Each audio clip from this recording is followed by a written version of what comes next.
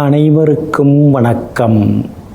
நவகிரகங்களின் நல்லாசி உங்கள் எல்லோருக்கும் முழுமையாக கிடைக்கட்டும். ஆடி மாதம் பிறந்தாச்சுங்க. அற்புதமான மாதங்க. ஆடி மாதம் அப்படின்னாலே அதை நாம் என்ன சொல்லுவோம்? அம்மன் மாதம். நம்ம ஊரில் இருக்கிற எல்லா அம்மன் ஆலயங்களிலும் இன்றையிலிருந்து விசேஷந்தாங்க. மிகப்பெரிய விசேஷங்கள் இந்த ஆடி மாதம் முழுக்க முழுக்க விசேஷங்கள் கொண்டாடப்படுங்க. ஆடி மாதம் அப்படின்னு சொன்னாலே அது விவசாயிகளுக்கு ஒரு கொண்டாட்டமான மாதம். ஏற்கனவே உழுது வைத்திருக்கக்கூடிய நிலத்திலே விதைகளை விதைக்கக்கூடிய, விதைகளை தெளிக்கக்கூடிய மாதம் இந்த ஆடி மாதம். காரணம் என்னங்க?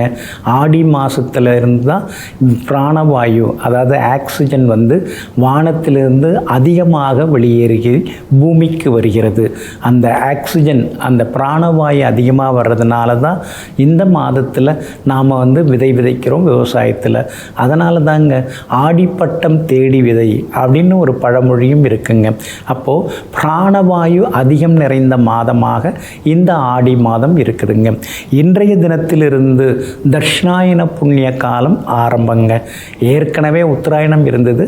இன்றையிலிருந்து தட்சிணாயன புண்ணிய காலம் ஆரம்பமாகுது. அது ரொம்ப ரொம்ப விசேஷமான காலம். சூட்சும சக்திகள் பூமிக்கு வந்தடையக்கூடிய ஒரு அற்புதமான மாதம் இந்த ஆடி மாதங்க. ஆடி மாதத்தில் ஏகப்பட்ட விசேஷங்கள் சொல்லப்பட்டிருக்குங்க. ஏகப்பட்டது சொல்லப்பட்டிருக்கு. நம்முடைய முன்னோர்கள், நீத்தார்கள் இவர்களுக்கெல்லாம் நாம் திதி தருதல், அவங்கள நினைத்து வணங்குதல், அதுக்கெல்லாம் ஆடி அமாவாசை ரொம்ப ரொம்ப விசேஷமான அமாவாசையாக இருக்குது. ஏன்னா தட்சிணாயன புண்ணிய காலத்தினுடைய முதல் அமாவாசையாக இந்த ஆடி அமாவாசை இருக்கிறதுனால நாம் முன்னோர்களை நினைத்து வணங்குவது நல்லதுங்க. அதே மாதிரி இந்த ஆடி மாதத்தில் ஏதாவது ஒரு நாள்லையாவது நீங்கள் புனித நதிகளில் நீராடணுங்க.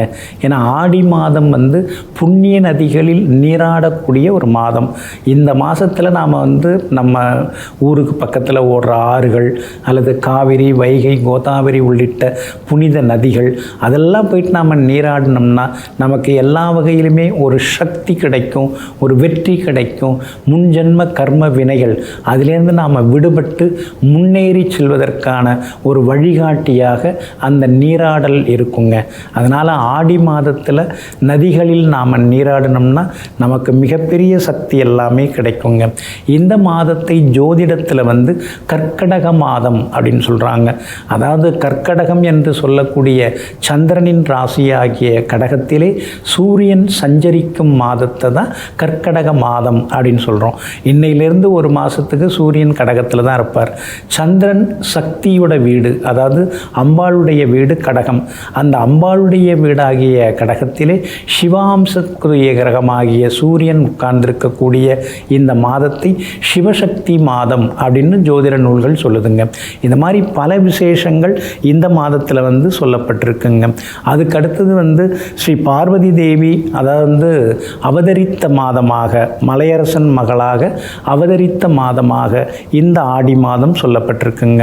அம்மன் கோவிலில் பார்த்திங்கன்னா அபிஷேகங்கள், ஆராதனைகள், அதுக்கு அடுத்தது ரொம்ப விசேஷமாக சுவாமி அலங்காரங்கள், வீதி உலா வருதல், இதெல்லாம் அம்மன் ஆலயங்களில் இன்னையிலேருந்து எல்லாமே ஆரம்பமாயிடுங்க. அதே மாதிரி புனிதமாக பூ மிதித்தல் விழாக்களும் இந்த ஆடி மாதத்தில் பல இதில் பூக்குழி இறங்குதல் அப்படின்னு சொல்லுவாங்க இல்லைங்களா, அதுவும் சிறப்பாக இருக்குதுங்க. வேப்பிலை, அதுக்கடுத்தது எலுமிச்சம்பழ மாலை, இதெல்லாம் நாம் இன்னையிலேருந்து அம்பாளுக்கு கட்டி வழிபடுவோம். வேப்பிலை மாலை, அதுக்கடுத்து எலுமிச்சம்பழ மாலை, இதெல்லாமே நாம் கட்டி அம்பாளுக்கு சாற்றி நம்ம வழிபடுவோங்க. பொதுவாக ஆடி மாதத்தில் மழையும் கொஞ்சம் வரும், வெயிலும் அடிக்கும், காற்றும் பயங்கரமாக இருக்கும். ஆடி மாத காற்றுல அம்மியே பறக்கும்னு சொல்லுவாங்க. ஆடி மாதத்தில் எந்த அளவுக்கு அதிகமாக காற்று வீசுதோ அந்தளவுக்கு அந்த மாதத்தில் மழை பொழிவு இருக்கும். மகசூல் இருக்கும்னு பெரியவங்க சொல்லி வச்சுருக்காங்க. அப்போது இந்த ஆடி மாதத்தில் வந்து மழையும் காற்றும் வெயிலும் மாறி மாறி வர்றதுனால செரிமான கோளாறு ஏற்படும். அதனால தான் சீக்கிரம் செரிமானம் ஆகக்கூடிய கூழ் பார்க்கறது. ஆடி மாதத்தில் நிறைய பேர் வந்து கூழ் சாப்பிட்டு போயிட்டே இருப்பாங்க. அதனால தான் ஆடி மாதத்தில் அம்மன் கோவிலில் வந்து கூழ் வார்க்கிறாங்க. அந்த கூழ் சாப்பிட்றதும் ஒரு வகையில் நல்லது தாங்க. அதுக்கு அடுத்தது வந்து இந்த ஆடி மாதத்தில் அப்படின்னு சொல்லி நாம் சிறப்புகள் அப்படின்னு பார்த்தோம்னா, ஆடி 18ஆம் பெருக்கு ரொம்ப ரொம்ப விசேஷமான நாளுங்க. அந்த நாளில் வந்து எல்லாருமே மக்களெல்லாம் ஆற்றங்கரையின் இருபுறங்களிலே கூடி அந்த அற்புதமான நதி தெய்வத்தை காவிரி தாயை வணங்கக்கூடிய ஒரு சிறப்பு நிகழ்ந்த ஆடி 18ஆம் பெருக்கும் இந்த மாதத்தினுடைய மிகப்பெரிய சிறப்பாகும். அதே மாதிரி ஆடி பூரம் ஸ்ரீ ஆண்டாள் நாச்சியார் அவதரித்த அற்புதமான திருநாள் இந்த ஆடிப்பூர விழாவும் இந்த ஆடி மாதத்திலே விசேஷமாக கொண்டாடப்படுகிறதுங்க. ஆடி தபசு திருநெல்வேலி பக்கத்தில் வந்து சங்கரன் கோவிலில் வந்து அந்த கோவிலில் ரொம்ப விசேஷமாக கொண்டாடக்கூடிய ஒரு பெரிய திருவிழா ஆடி தபசு திருவிழா. அது ரொம்ப ரொம்ப முக்கியமான திருவிழா.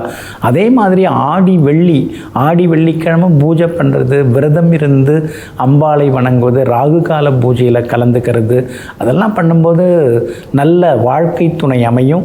அதே மாதிரி திருமணமானவங்களுடைய மாங்கல்ய பலம் வந்து அதிகமாகிக்கிட்டே போகும்.